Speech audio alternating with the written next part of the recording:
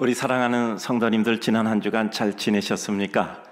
저도 여러분 기도해 주셔서 또 건강히 기쁘고 잘 지내고 또 오늘 이렇게 기대 속에 말씀 전할 수 있어서 감사합니다. 말씀을 전할 때마다 드는 생각이 있습니다. 하나님이 주신 말씀을 성도들에게 전하는데 또 역시 성도들은 그 말씀을 어떻게 받아들일까 하는 생각합니다. 제가 보통 이렇게 말씀을 전할 때 보면 3번 정도는 듣기 좋은 어휘를 사용하고 한 번 정도는 깊이 가슴 아파 생각해야 될 이와 같은 또 어휘를 사용을 하게 됩니다. 그래야 우리는 우리 자신이 또 하나님 앞에 나를 돌아볼 수 있는 회개도 되고 또 어떤 경우에는 또 용기를 얻어 힘을 얻게도 되기 때문이죠. 그런데 우리 성도들을 보면 힘과 용기를 드리는 말씀을 주면 굉장히 얼굴이 밝아져요. 왜 그런지 아시죠? 삶이 어렵다는 뜻이에요. 삶이 어렵기 때문에 용기와 힘을 드리는 말씀을 드리면 마음이 많이 밝아지는 것 같아요. 그래서 주로 그렇게 말씀을 드리려고 합니다. 그러나 또 그런 말씀만 드리다 보면 우리는 우리 자신을 돌아볼 수 있는 기회를 상실하게 됩니다. 따라서 또 이와 같이 또 일정한 비유를 가지고 우리 성도들에 대해서 자신을 깊이 생각할 수 있는 아픔을 느껴볼 수 있는 시간도 가지게 됩니다. 혹시 오늘 말씀 드릴 때 그와 같은 말씀을 제가 드리게 돼서 우리 성도들이 마음속에 큰 은혜를 이루셨으면 좋겠습니다. 어느새 또 한 주가 지났습니다. 삶의 시간이 참 빠르게 지납니다. 지난 4월 16일부터 시작해서 산상수훈 말씀 드리기 시작해서 9주 되었습니다. 우리 사랑하는 성도님들과 매주마다 천국의 윤곽인 산상수훈 말씀 중에서 말씀의 은혜가 가슴과 머리 그리고 삶의 실제 순간에 어느 누군가의 어울림 속에서 들은 말씀이 능력을 발휘하고 계십니까? 제가 어제 이제 설교를 다 써놓고 첫 주일 설교, 9주 전의 설교를 한 줄 한 줄 자세히 읽어보았습니다. 첫 주 말씀대로 우리는 소금과 빛입니다. 따라서 우리 성도가 계심으로 어떤 것, 그 어떤 누구도 함께하는 곳과 사람들에게는 맛이 나는, 맛깔나는 삶이 되고 계십니까? 우리는 빛이니 우리가 있는 그 어떤 것도 밝고 기쁘고 환히 빛나고 계십니까? 우리 성도들이 있는 곳은 그것이 다 빛나야 돼요. 우리 성도들이 있는 곳이면 사람들이 참 맛있게 살아야 돼요. 무엇인가 기쁘고 감사하고 감격한 삶이 돼야 합니다. 왜냐하면 우리 성도들은 소금 자체이고 빛 자체이기 때문입니다. 하나님의 은혜 받아 그것을 투사하고 반사하는 이와 같은 빛과 소금 자체이죠. 이것은 좌절을 위한 질문이 아니라 말씀은 맞고 능력이 있으니 혹 그리 안 되셨다면 우리는 반드시 그렇게 될 것이다 믿고 그렇게 살자라는 말씀입니다. 하나님의 말씀이 임하는 사람, 상황 그 어떤 곳에도 하나님의 그 말씀이 살아있는 능력으로 임하실 줄로 믿습니다. 이 말씀은 강단용 멘트가 아니라 우리에게 역사하는 하나님의 살아계시는 은혜의 말씀입니다. 저는 아무리 오랜 시간이 지나도 생각하고 기도한 것 그리고 믿는 것은 반드시 이루어진다라고 믿습니다. 우리는 50년 전에 한 기도를 잊어버렸다 할지라도 하나님은 잊지 않고 정확하게 때를 기다리고 그 때를 만드셔서 어느 날 문득 우리를 들어쓰셔서 그 기도를 이루어 주신 줄로 믿습니다. 내가 잊어버리지 우리가 잊어버리지 하나님은 우리와 우리 기도를 잊어버리지 않습니다. 그 하나님의 뜻을 위하여 우리는 우리를 던져 결국 그 말씀과 기도를 이루는 것이 우리 기쁨이고 그리고 우리 감격입니다. 말로 기도했으면 내 손과 발로 기도하고 내 삶으로 기도해서 하나님 앞에 기도를 완결하는 것이 우리의 기도입니다. 기도하셨습니까? 기도대로 살고 기도를 이루시기를 축복합니다. 말씀의 은혜를 받으셨습니까? 그 말씀을 반드시 삶에서 이루시기를 축복합니다. 오늘도 일부 예배 이렇게 인사하다 보니까 나가면서 아마 그 말씀 중에 어떤 한마디를 딱 말씀하시면서 그렇게 하겠습니다라고 말씀을 하시더라고요. 그래요.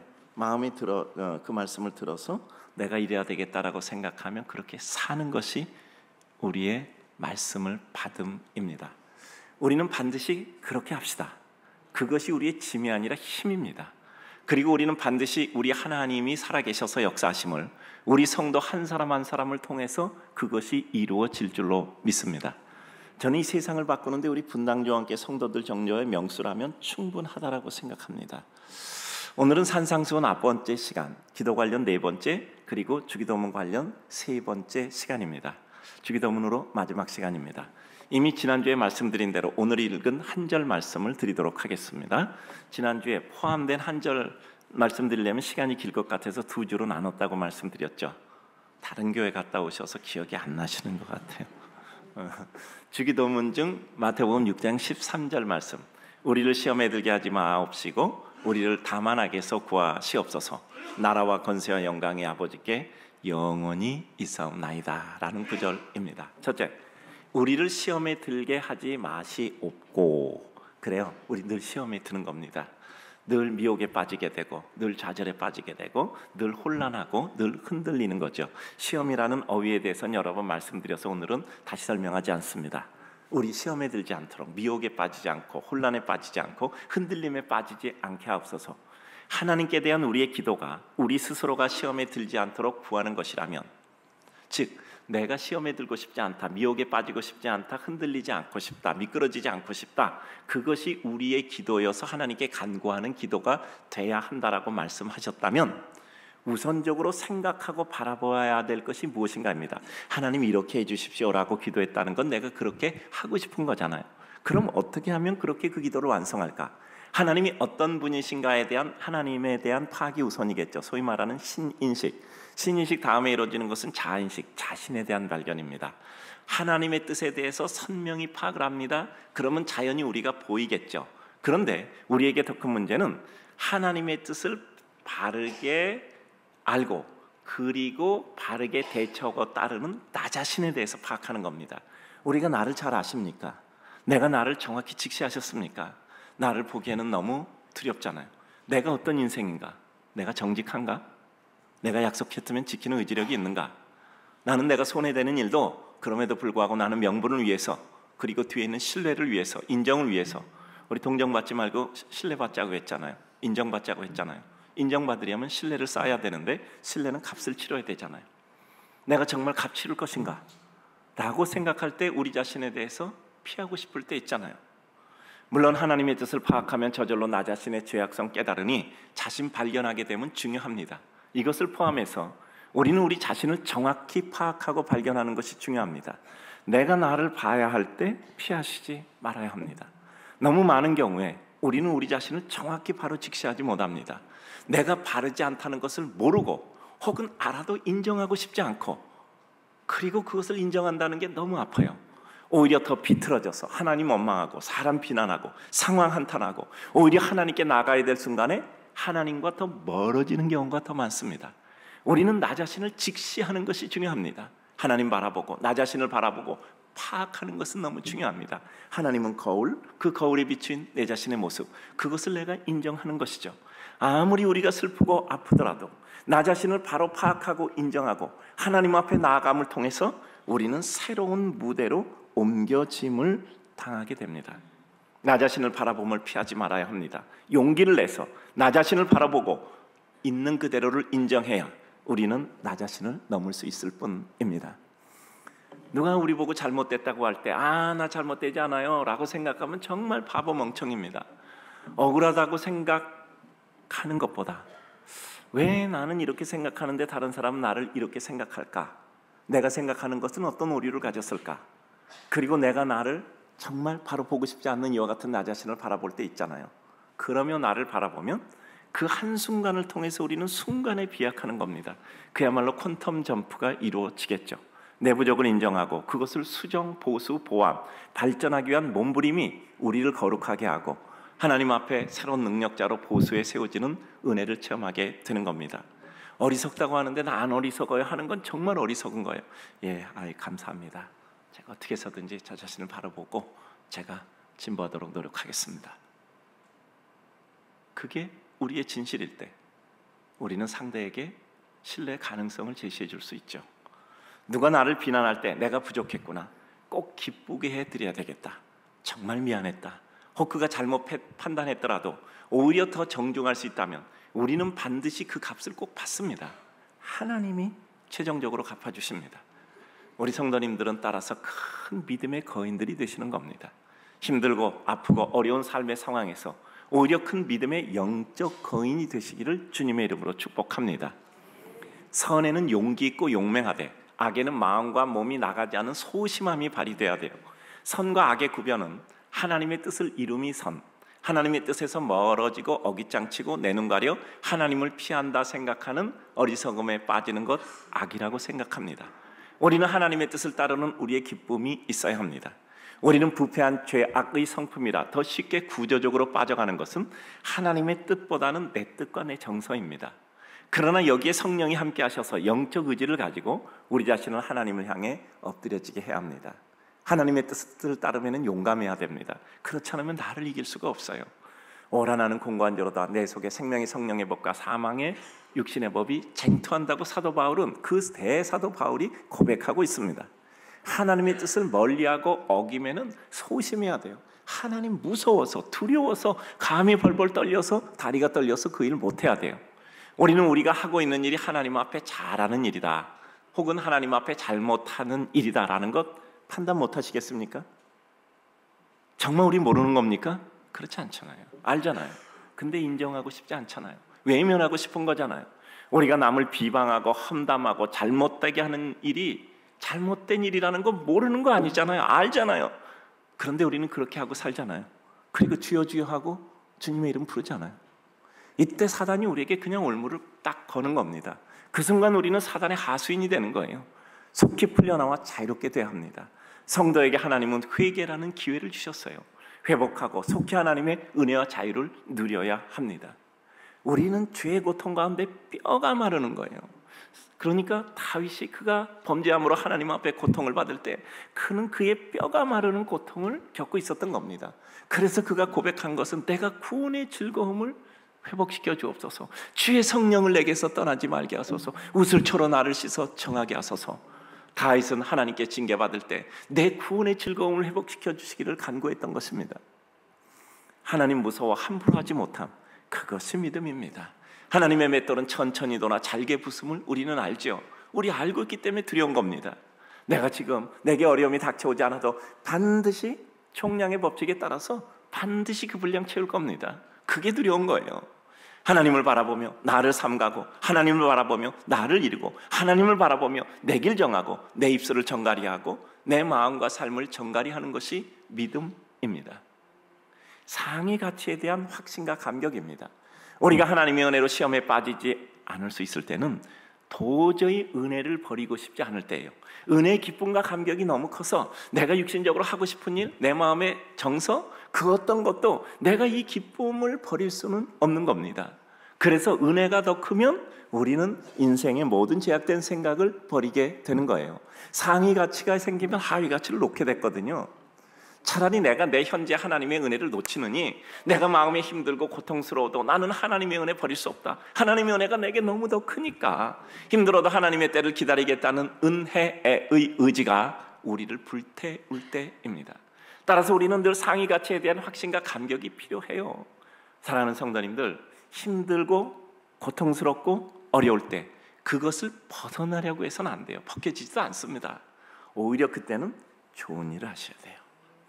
하나님의 은혜 역사를 이루셔야 돼요. 그러면 그 기쁨에 휩싸여 우리는 이전의 고통이 지나가 버리는 것을 우리 눈으로 볼 수 있는 겁니다. 아시죠? 우리들에게 여러 가지 그릇된 역풍이 불어올 때 그것을 어떻게 막죠? 더 큰 은혜의 파도를 가지고 덮어가는 겁니다. 내가 괴롭고 고통할 때 거기서 버둥거리며 빠져나오려고 해도 점점 늪으로 빠져들어가요. 그때 우리는 하나님이 주신 더 큰 은혜를 향하여 달려가고 울면서도 달려가다 보면 그것에 감격하여 있다 보니까 어느새 다른 모든 것들이 스르르 없어지는 거예요. 고통을 이기는 것은 절대 참는 게 아닙니다. 더 좋은 방법은 기쁘고 좋은 일, 하나님이 기뻐하는 일, 나도 기뻐하는 그 은혜의 일을 이루는 거예요. 우리가 매운 고추나 고춧가루나 뭐 이렇게 매운 음식 먹으면 맨밥을 한 숟갈 떠서 그냥 입을 씻기도 하고 물로 먹기도 하고 단 것을 먹기도 하고 씻어내잖아요. 슬픔을 이기는 법은 기쁨으로 슬픔을 씻어내는 겁니다. 고통을 이기는 것은요, 기쁨으로 고통을 씻어내는 거예요. 그렇기 때문에 우리는 절대 그냥 벗어나려고 하는 것이 아니라 더 큰 상위 가치, 하나님의 기쁨과 은혜를 향하여 나아갈 때 저절로 스스로 모든 우리의 기운, 악한 기운들이 우리들에게 벗겨져 나가는 것이죠. 고통은 참아서 이기는 것이 아니라 씻어내는 더 큰 기쁨으로 이기는 겁니다. 일이 어렵습니까? 그 일이 완료됐을 때 받을 상을 생각하며 고통 아닌 기쁨으로 현재를 이겨갈 수 있을 때 더 나게 감당하는 겁니다. 사람의 관계 때문에 어려움 겪으시죠? 늘 저울대에 올려놓으셔야 됩니다. 저 사람이 날마다 나에게 얼마나 오랫동안 얼마나 많은 분량으로 나를 괴롭혔는가 저울에 달아보세요. 그리고 저 사람이 이제까지 나와 만났던 모든 기간 동안 얼마나 큰 기쁨을 주었는가 저울에 놓고 다는 겁니다. 그렇다면 우리는 함께 할까 정리할까를 결정하게 되는 것입니다. 자칫 잘못하면 우리는 순간으로 전체를 오도할 수 있어요. 이건 뭐죠? 신기루 허상이란 말이죠. 정확하게 우리는 판단해야 됩니다. 저 사람으로 인해서 내가 기뻐한 적은 없는가? 우리는 티 때문에 오글거릴 수는 없어요. 그 티를 통해 무엇인가 작품을 만드는 것이 하나님의 백성입니다. 믿음이 힘이 아니라 짐처럼 느껴질 때 있습니다. 그때 우리는 이 믿음으로 인해서 내가 이제까지 얻은 역사는 무엇인가 파악해야 돼요. 내가 믿음으로 인해서 이제까지 얻은 것은 무엇인가? 나는 믿음으로 인해서 어떤 힘을 얻고 어떤 능력을 얻었고 어떤 것을 이루었을까? 근데 나는 믿음 때문에 이렇게 힘겨워하는데 나는 어떤 것을 잃어버렸던 것일까? 우리는 정확히 저울 위에 올려놓으셔야 합니다. 삶의 기쁨이 있으면 슬픔이 이길 수 있습니다. 사랑이 있으면 우리는 튼튼하고 건강에 상처를 받지 않을 수 있습니다. 면역이 약하고 몸과 마음이 지쳤으면 우리는 어려운 상태 이길 수 없어요. 내 삶이 어려운 것인가, 내 상태가 어려운 것인가 파악하면 우리는 보다 유연하게 결정할 수 있습니다. 우리는 우리를 모를 때 많습니다. 하만은 모르드게와 유다 백성 다 몰살하려고 했어요. 근데 그 도모가 자기를 교수대에 매는 그것이 돼버리고 말았던 겁니다. 큰 기쁨으로 작은 슬픔, 미움, 내 자신을 돌보아 내 앞에 사람의 티를 넘어가시고 인생을 그렇게 고통스럽지만 않음을 체험하셔야 됩니다. 내가 이런 것 하나 넘기지 못하면 내가 무슨 하나님의 큰 역사를 이룰 수 있을까 생각하고 의연히 넘어가는 성도들 되셔야 돼요. 그때마다 한 뼘씩 자라는 겁니다. 그때마다 한 뼘씩 우리의 삶의 세계가 넓혀져 가는 겁니다. 내가 이 정도 못 참고 내가 이 정도 유연하게 처리 못하면 내가 앞으로 또 어려움이 있을 때 어떻게 그것을 처리하겠는가 생각하고 우리는 그것을 벗어나려는 것이 아니라 더 큰 기쁨을 가지고 다가가 하나님의 은혜를 이루는 것이죠.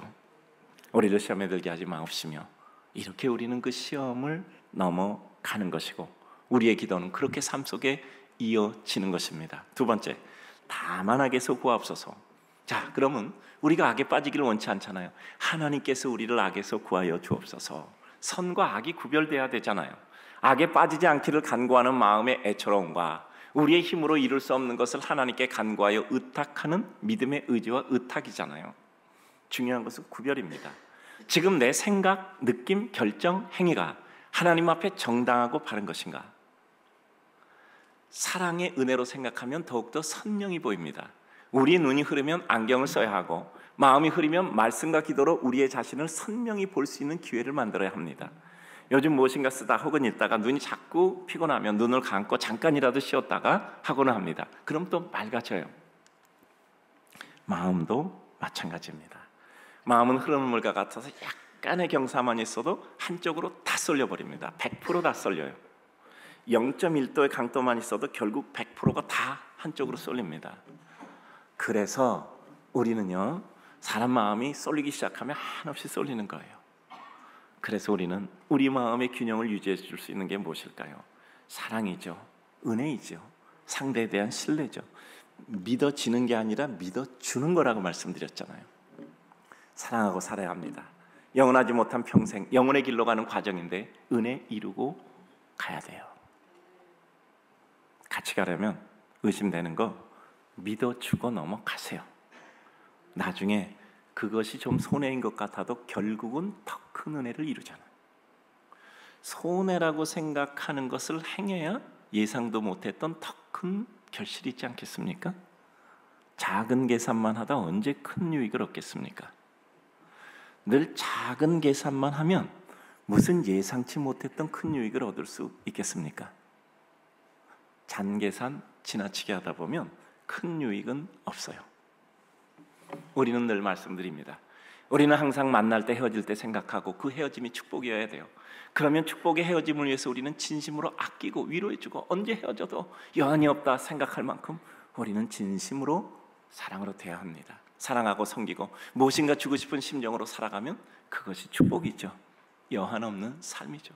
언젠가 우리 헤어지잖아요. 먼저 세상 떠날 수도 있고, 생각지 않게 어떤 여건이 주어지기도 하고, 나도 모르게 마음이 변화지기도 하고, 또 상대가 어떤 여건이 될지도 모르는데, 언제 우리가 만남을 유지할 수 있을지, 정리할지 모르는데 그저 있을 때 영원없도록 잘해주시면 되잖아요. 우리 성도님들 한 품고 살면 안 됩니다. 원수 같기 위해서 살지 마세요. 왜 내 인생을 그가, 그 일이, 그 상처가 나를 내 목에 줄매고 나를 흔들게 해요? 여러분, 한 품고 살면 그 한이 내 목에다 줄매고 나를 끌고 가는 거예요. 마치 그 한이, 상처가 내 주인처럼 나를 감금하고 기쁨도 누리지 못하게 하는 거예요. 한을 맺고 승리하면요, 세상에 큰 피해를 줍니다. 여러분, 한을 품은 사람이 세상에 힘을 얻으면요, 너무나 많은 사람들이 힘들어져요. 그래서 우리는요, 한을 품으면 안 돼요. 우리는 하나님의 은혜 가운데 내게 주셨던 어려움이 어떤 이유가 있겠지. 모세가 40년이나 광야에 갇혀 있었는데 한을 품으면 그가 하나님의 뜻을 이룰 수 있었겠습니까? 우리는요, 무기력하고 무능해지기는 해도 우리는 한을 품으면 안 돼요. 사랑을 품으셔야 됩니다. 은혜를 품으셔야 돼요. 원수 품으시면 안 됩니다. 내가 감옥에 갇혀요. 선은 하나님의 뜻 실행하는 겁니다. 악은 하나님의 뜻 벗어나는 겁니다. 지금 내 생각, 내 행위, 지금 내 삶의 자치는 선입니까, 악입니까? 나는 지금 하나님의 뜻을 실행하고 있다고, 그리고 이 시간이 계속해서 유지되기를 바라고 계십니까? 아니면 왠지 모르게 하나님 생각하면 괜히 위축되는 마음이 드십니까? 선에 대한 열망, 적극적인 선의 의지, 악을 돌아볼 틈과 여유가 없음입니다. 은혜와 사랑이 기쁘고 그 힘이 커서 놓고 싶지 않은 은혜로 감격을 이루는 삶이 돼야 돼요. 은혜와 사랑이 너무 기쁜 거예요. 하나님의 뜻을 이루면 너무 행복한 거예요. 그래서 그거 놓고 싶지 않아요. 우리가 악을 행치 않은 최선의 방법은 선을 행하느라 악을 생각할 여유도 없고 시간도 마음도 없는 겁니다. 여러분, 너무 기뻐서 슬플 틈이 없는 거예요.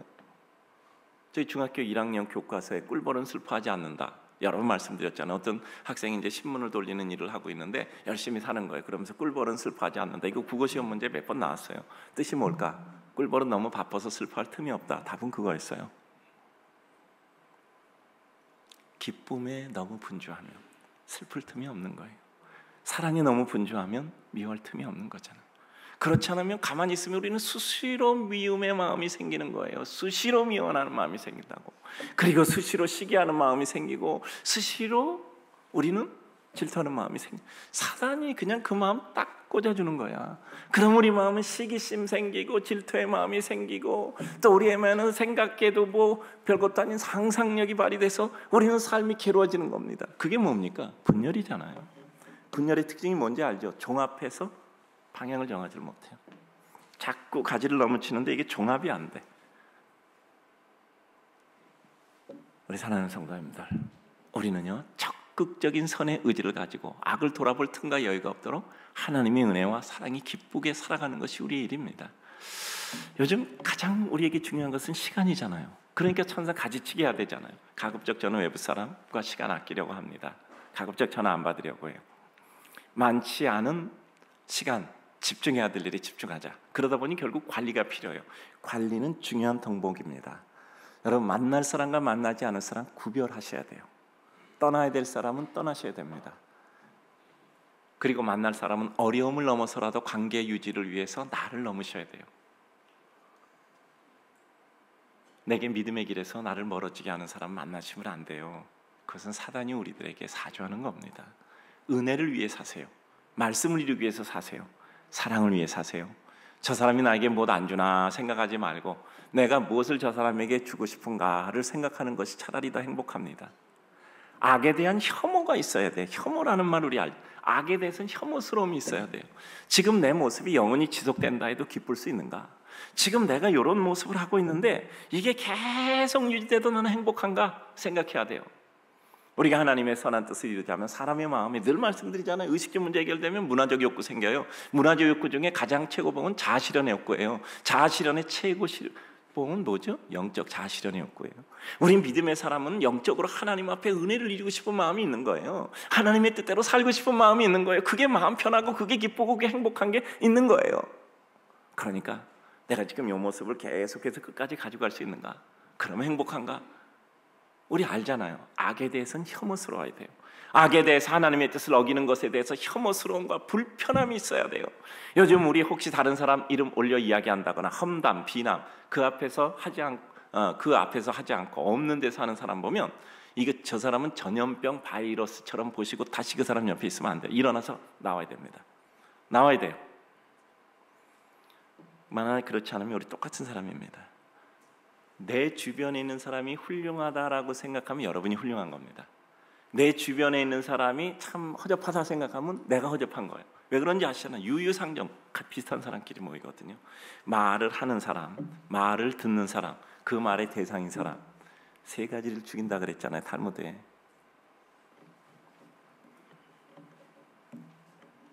칼은 가까이 가야 사람을 찌를 수 있는데 말은 멀리서도 사람을 찌를 수 있다고 했잖아요. 그래요. 그런 사람에게 떠나지 않으면 같을 뿐입니다. 도무지 옆에 서서는 안 돼요. 말씀드렸잖아요. 우리 분당교환께는 그 사람이 없는데 어떤 사람도 자기 혀에 그 사람 이름 올리지 마세요. 그리고 어떤 경우도 그 사람 없는데 비난하지 마세요.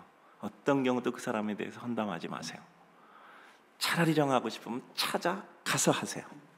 찾아가서 하세요. 그게 옳습니다.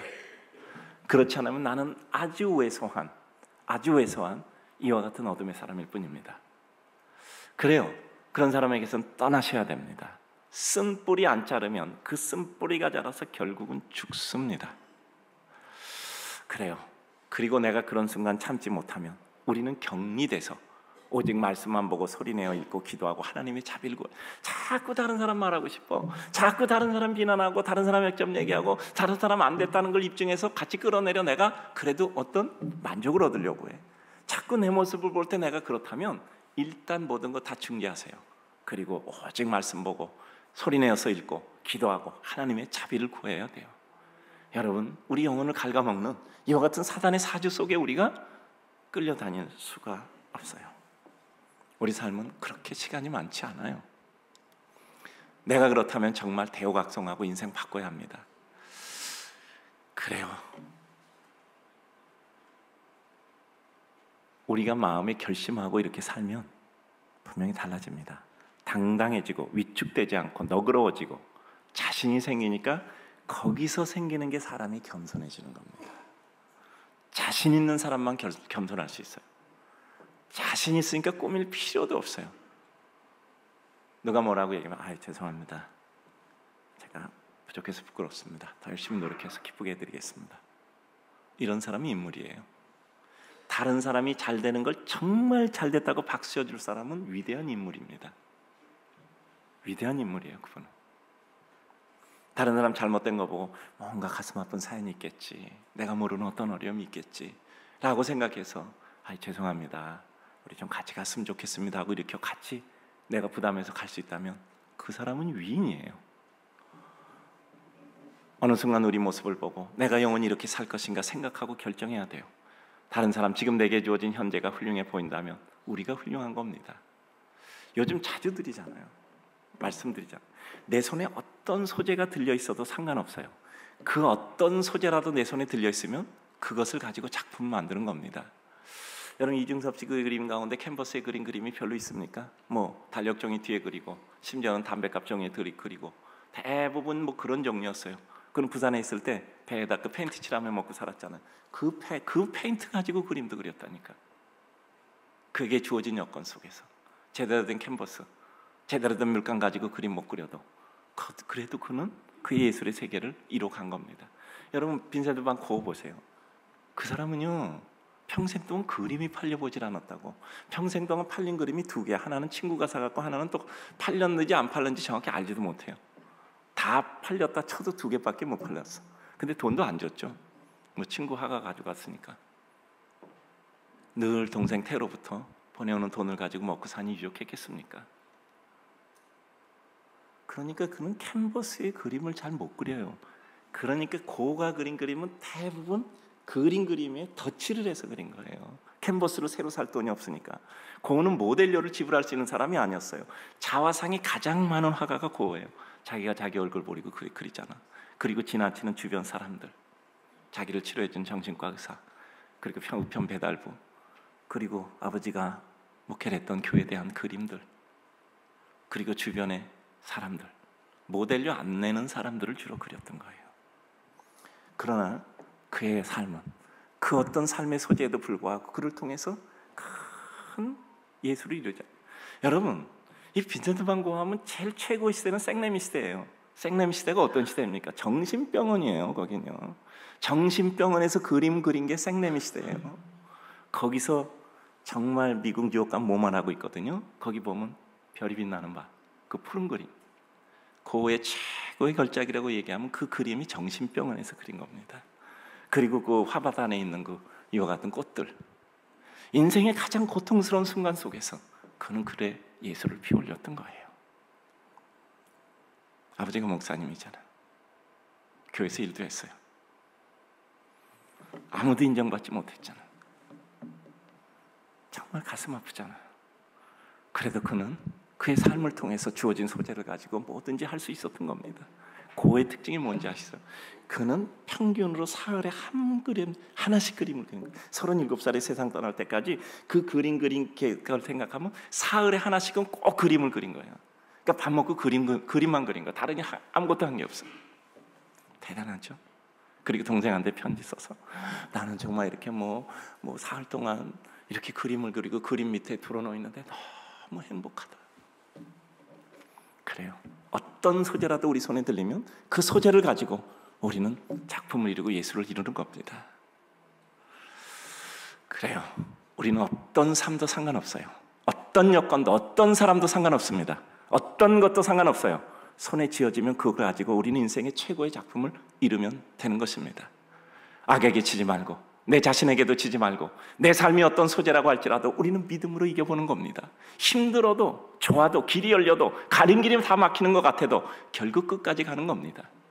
항상 잊지 맙시다. 내가 영원히 이렇게 살 것인가? 지금 내 모습은 하나님께 사진 찍혀 있는 것이고 내 마음에 사진 찍혀서서 끝끝내 내 기억 속에 남을 것인데 그것이 나를 기쁘게도 하겠지만 그것이 나를 질질 끌고 다닐 수도 있어요. 나를 괴롭힐 수도 있단 말이에요. 그래서 나는 지금 어떻게 해야 되는가를 생각해야 돼요. 여러분, 사람이요, 왜 조심해야 되는지 아시죠? 내가 어떤 생각을 했어요. 시간이 지나면 그 생각이 바뀐다니까요. 시간이 지나면 그 생각이 바뀌어요. 저 사람 나쁘다 생각했는데 시간이 지나니까 그 사람이 좋다고 다시 생각이 바뀌었어요. 근데 그때 실컷 할 말 다 해버렸으면 나중에 거두지를 못하잖아. 내 생각은 바뀌었는데 내가 뱉어놓은 말과 행한 행동들은 벽에 이미 딱 핀으로 박혀져 있는 거예요. 그 삶이 참 힘들어지는 거예요. 그래서 우리는 내가 생각한 어떤 것을 표현하기까지는 상당한 책임과 고민과 그 이유를 생각하고 말하든지 행동하든지 결정하든지 행하셔야 돼요. 왜냐하면 내 생각이 바뀔 수 있다는 걸 항상 우리는 생각해야 돼요. 그렇지 않고 내가 마음에 있는 것을 즉바로 쏟아낼 때 그 다음에 우리는 나중에 감당이 안 돼요. 그러니까 나는 생각을 바꿔서 이렇게 생각하는데 다른 모든 사람들은 내 이전에 가졌던 생각을 가지고 나에 대해서 그렇게 생각하고 있잖아. 그러면 전혀 다른 내 자아가 살아가는 게 돼버리잖아요. 따라서 우리는 저 멀리 보고 항상 생각을 해야 돼요. 사랑하는 우리 성도님들, 지난 시간이라면 털고 가셔야 돼요. 사로잡혀 종노릇하고 노예 생활하지 말고 상처 속에 사로잡혀 나의 어두운 시절에 사로잡혀 그리고 나의 이전의 모습에 사로잡혀 우리는 거기서 무너지는 것이 아니라 우리는 하나님 앞에 다시 나가는 겁니다. 가룟 유다는 주님 앞에 못쓸 일 하잖아. 그리고 자결하고 끝났어요. 베드로 가룟 유다보다 낫다고 생각하십니까? 예수님의 면전에서 3번이나 저주하고 욕하고 부인하는 이와 같은 일을 예수님의 면전에서 했단 말이에요. 더 낫다고 생각하십니까? 전 그렇다고 생각 안 해요. 그런데 베드로는 정말 그 마음이 닭이 올 때 통곡을 하잖아요. 그리고 그는 또 기회를 가지게 되는 것입니다. 끝까지 가는 겁니다. 우리 저 살아가는데 우리 인생 10번 뒤집히지 않겠습니까? 나는 능력이 부족해도 성품과 인격이 부족해도 하나님이 불쌍히 여기셔서 결국 그의 작품으로 나를 만들어 주실 거야 생각하고 하는 겁니다. 나도 내 인생 내 손에서 하나님의 은혜 가운데 만들어가는 것이고 더 큰 그림은 하나님이 나를 만들어 가실 거야 믿는 것이 은혜입니다. 3번째, 나라와 권세와 영광이 아버지께 영원히 싸움나이다. 나라, 그래요. 우리가 살아가는 모든 삶의 시공간으로 표현되는 나라 그리고 권세, 영광이 아버지께 영원히 있사옵나이다. 하나님의 절대적인 주권에 대한 인정이잖아요. 그렇게 되기를 소원하는 거잖아요. 내 관심이 하나님 나라에 집중되어져 있음이에요. 나라로 표현되는 삶의 시공간, 그 권세와 주권, 그 영광조차가 하나님께 영원히 있음을 고백하는 믿음은 하나님만을 바라보는 그의 백성으로서의 진실된 신앙 고백이잖아요. 주님께서 가르쳐 주신 기도는 내게 내 관심, 목적과 목표, 살아가고 있는 삶의 모든 시공간, 그 주권적 역사와 영광까지가 하나님께 있음을 고백하는 믿음의 백성이기를 가르치신 거예요. 억지 믿음이 아니라 하나님을 아는 자의 기쁨과 감사와 감동이 있는 삶이죠. 우리 사마리아 수가성 우물가에 예수 그리스도로 영원한 생수를 발견하고 그 가슴이 너무 벅차서 피해 다니던 사람 쫓아가는 거예요. 물동이 버려두고 목적이 변화, 사람 따라가는 거, 정서가 변화되잖아. 자신이 생긴 거야, 두려웠던 사람들. 그리고 그들 설득해서 예수님 앞에 데려오잖아요. 뭐죠? 능력의 변화가 생긴 거예요. 우리가 예수 그리스도의 정말 큰 은혜를 받으면 우리는 삶의 목적과 목표도 다르고 내 마음의 정서도 달라지고 내 능력도 달라져서 내가 피해 다니고 내가 도망치던 사람들을 오히려 가서 설득해서 주님 앞으로 나오게 하는 이와 같은 영광 속에 사용되는 거란 말이죠. 관심의 집중이 무엇일까요?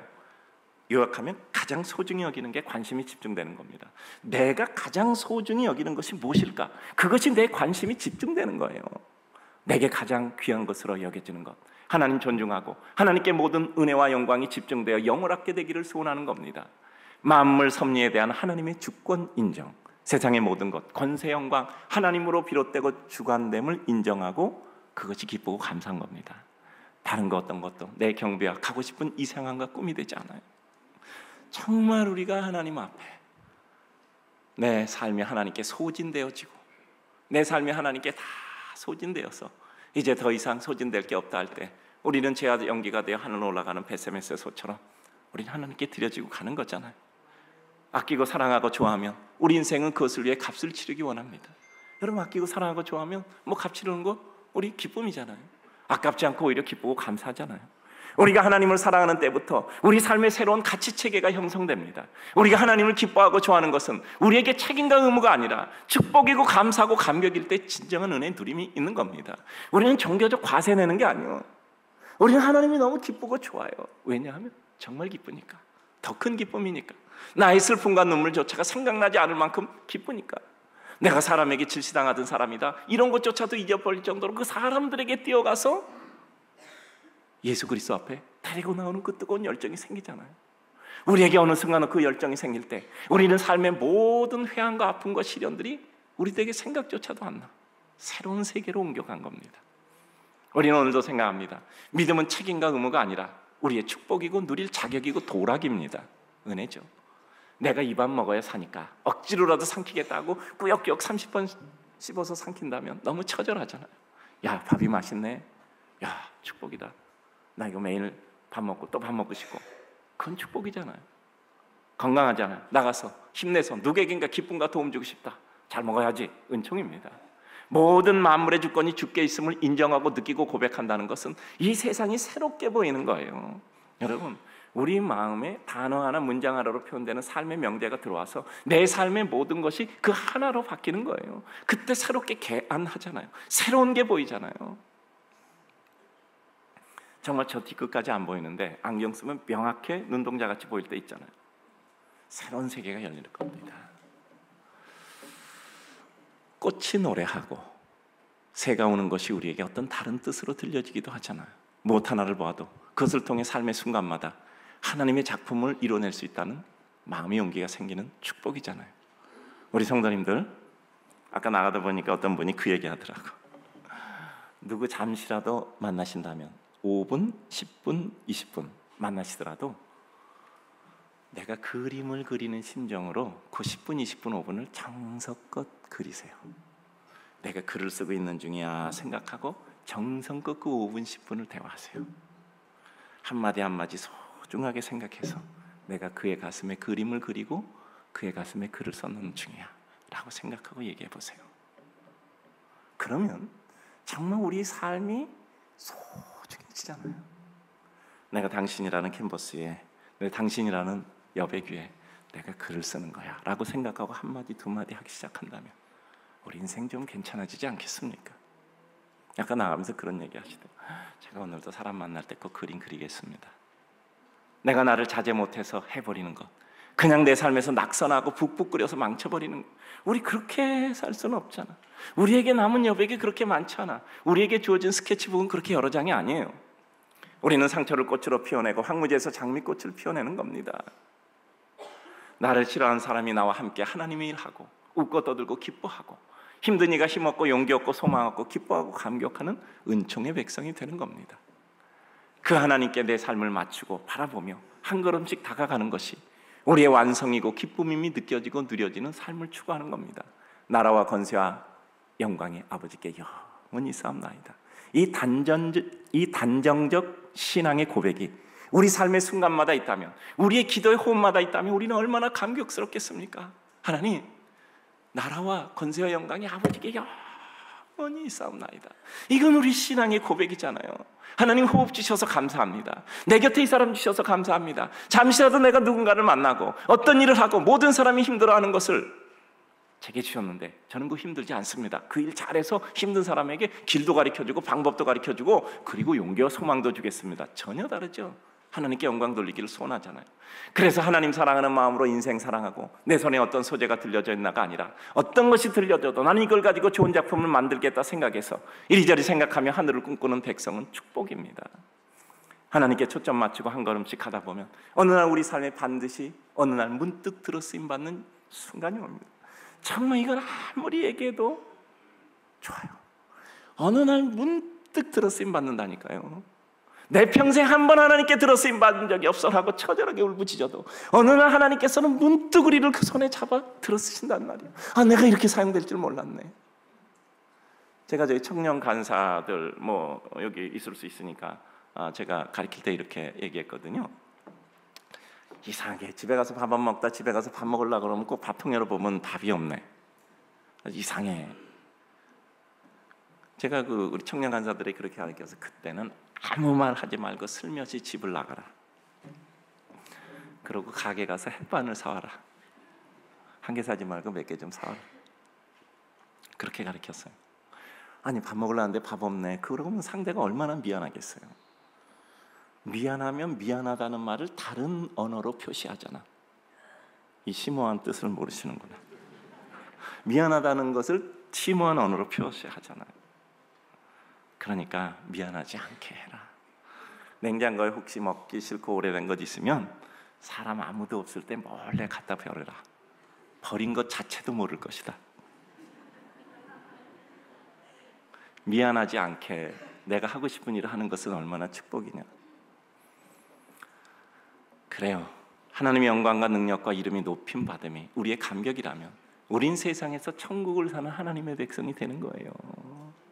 하나님이 내 마음을 기쁘게 해주시는데 우리가 사람 기쁘게 못하겠습니까? 저는 하나님께 참 감사한 것이 있습니다. 저는요 목사로서 제가 정말 감사한 게 있는데 저는 우리 성도들을 굉장히 좋아해요. 우리 성도들을 굉장히 좋아해요. 감동이 없네. 정말 제가 우리 성도들 좋아합니다. 옛날엔 차를 타고 가다 우리 성도들이 있단 말이야. 그럼 거기서 차를 후진해 와서 창문 내리고 안녕 와서 인사하고 제가 너무 반가운 거예요. 너무 반가운 거예요. 우리 성도님들도 목사 좋아하잖아요. 제가 지금 얼굴을 똑똑히 보고 있어요. 저는 축복이라고 여러분 누가 누군가를 좋아한다는 건 축복이에요. 그냥 보기 싫어. 이거 참 괴롭잖아요. 제가 보기 싫어서 날마다 딴 교회 가서 설교하고 날마다 다른 데 돌아다니면 어떡하시겠어요. 그래도 저는 교회 오면 그래도 우리 성도들 교회 오면 목사 얼굴은 보여줘야지 그런 마음 가지고 있습니다. 저는 기도합니다. 우리 성도들이 힘든 일터에 가서도 그 만나는 사람을 보면 기쁘고 좋아지게 하여 주시옵소서. 내가 그냥 지긋지긋하게 저 얼굴 보고 내가 살아야 되니까 여기 나와 있는 거가 아니라 보면 기쁘고 즐겁고 행복하고 말 한마디라도 딱 해주고 차례도 한 잔 대접하고 싶고 주님 나라와 권세와 영광이 하나님께 있음을 고백한다면 우리는 그 하나님이 운행 섭리하는 이 땅에서 삶이 기쁨이고 감사해요. 행복이 인생의 목표는 아니에요. 그런데 하나님의 은혜대로 살면 행복해지는 건 과정이 습득된 결과예요. 우리 사랑하는 성도님들 말씀을 메꿔줘요. 삶은 외나무 다리 건널 때가 의외로 많아요. 결정적인 순간에는 항상 외나무 다리예요. 더 심히 표현하면 계곡에 줄을 메고 그 외줄을 타야 될 초조의 순간이 반드시 중대한 순간 앞엔 기다리고 있어요. 그 외주를 타는 구간을 건너야 결국 보물을 얻게 되잖아요. 결국 가장 중요한 것은 마음의 흔들림을 넘어서는 겁니다. 마음이 흔들리면 그 외주를 못 타요. 마음이 흔들리지 않아서, 다리가 흔들리지 않고 평안히 가다 보니 가야 할 곳에 이미 이르러 있는 겁니다. 살다 보면 우리 성도님 모진 순간 당하잖아요. 참 모질다 하는 그 모진 순간을 당하잖아요. 누구나 삶의 어려움 겪는 때는 다 마찬가지입니다. 총량의 법칙에 따라 우린 겪을 거 다 겪는 거예요. 아직까지 없었어요? 기대하세요. 반드시 어려울 겁니다. 그러나 괜찮아요. 또 넘어가면 됩니다. 하나님은 총량의 법칙에 따라 다 진설해 놓으셨어요. 그리고 또 그 고통 끝에 기쁨도 진설하셨고요. 그 과정을 겪으면 우리는 견고해지고 유연해지고 자신감과 자존감이 생기고 그래서 겸손해지는 것입니다. 우리 사랑하는 성도님들, 우리 삶은 결국 하나님의 은혜로 우리 마음이 삶, 그리고 삶이, 그리고 내 마음의 흐름과 그 흔적이 은혜고 사랑일 때가 축복입니다. 시험에 들지 않게 하나님께 늘 나가시고 또 그것이 기뻐서 삶이 흔들릴 때와 시간이 없기를 바랍니다. 기쁨에 취하다 보니 슬픔이 어느새 내 곁에 찾아 보여지지가 않는 겁니다. 악에서 구해주시기 기도했으니 정확히 주님과 함께 기뻐하다 보니 인생 벌써 가야 할 종착역에 도착해 있는 우리를 발견할 수 있기를 주님의 이름으로 축복합니다. 평생 기쁘기로 작정하면 평생 기쁩니다. 평생 슬프기로 작정하면 평생 슬픕니다. 평생 시험에 들기로 작정하면 모든 게 다 시험이에요.